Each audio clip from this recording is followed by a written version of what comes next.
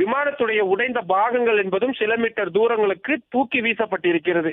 ஆனால் நல்வாய்ப்பாக அது ஆள் இல்லாத இடத்தில் போய் விழுந்திருக்கிறது. ஒருவேளை விமானம் சரியாக செயல்படவில்லை, அது மோத போகிறது என்பதை தெரிந்து அதனுடைய பாதையை மாற்றி வைத்தாரா இல்லது தானாகவே அப்படி சென்று விட்டதா என்பதை எல்லாம் தெரிந்து கொள்ள வேண்டியிருக்கிறது. ஆனால் கவலை அளிக்கக்கூடிய விஷயம், அந்த காட்சிகள் எதிலுமே விமானி அந்த எஜெக்ஷன் ஆனது, விமானத்திலிருந்து வெளியேறியது சம்பந்தமான காட்சிகள் தற்பொழுது வரை எதுவும் நம்மால் உறுதியாக சொல்ல முடியவில்லை. எனவே அவருடைய நிலைமையை நினைத்துதான் சற்று கவலையாக இருக்கிறது. இன்னும் மத்திய வெளியுறவுத்துறை அமைச்சகமாகட்டும், மத்திய பாதுகாப்புத்துறை அமைச்சகமாகட்டும் இன்னும் இதுவரை இது சம்பந்தமான விவரங்களை இதுவரை அதிகாரப்பூர்வமாக தெரிவிக்கவில்லை. என்ன நடந்தது, யாருக்கு என்ன பிரச்சனை என்பது மாதிரியான விஷயங்கள் தெரியவில்லை. சரியாக 2:10 மணி அளவில் இந்த சம்பவம் உள்ளூர் நேரப்படி நடந்திருக்கிறது. இந்தியாவில் தயாரிக்கப்பட்ட மிக முக்கியமான ஒரு போர் விமானம் இப்படியான விபத்துக்கு உள்ளாகி இருக்கிறது என்பதுதான் தற்பொழுது மிக முக்கியமான செய்தியாக இருக்கிறது.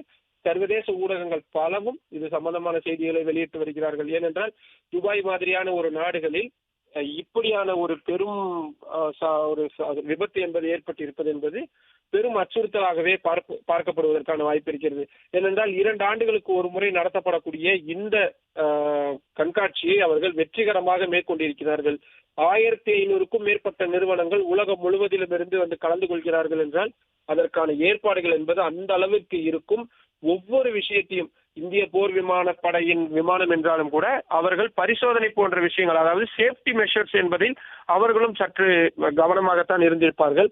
ஆனால் அத்தனையும் மீறி ஒரு அசம்பாவித சம்பவம் என்பது ஏற்பட்டிருக்கிறது. தொடர்ச்சியாக இந்தியாவில் பயன்பாட்டில் இருக்கும் பொழுது கூட இந்த போர் விமானங்கள் இப்படியான விபத்துக்குள்ளாவது என்பதும் தொடர்ச்சியாக நடந்து வந்தது. நமக்கு தெரியும் மிக் ரக எந்த அளவிற்கு இந்தியாவில் விபத்துகள் ஏற்படுத்தப்பட்டு வந்தது. பிறகு அது சமீபத்தில் தான் அந்த போர் விமானம் ஓய்வு பெற்றது என்பதும் மிக முக்கியம். அதற்கு பிறகு இந்த தேஜஸ் ரக போர் விமானம் என்பதும் தற்பொழுது இப்படியான தொடர் விபத்துகளில் சிக்கியிருக்கிறது. சமீபத்தில் இது 2வது போர் விமான விபத்து என்பதாக பதிவாகி இருக்கிறது. அந்த வகை பிளே ஸ்டோர் மற்றும் ஆப் ஸ்டோரில் இருந்து பாலிமர் செயலியை QR கோடு மூலம் பதிவிறக்கம் செய்யுங்கள். செய்திகளை உடனுக்குடன் பெறுங்கள்.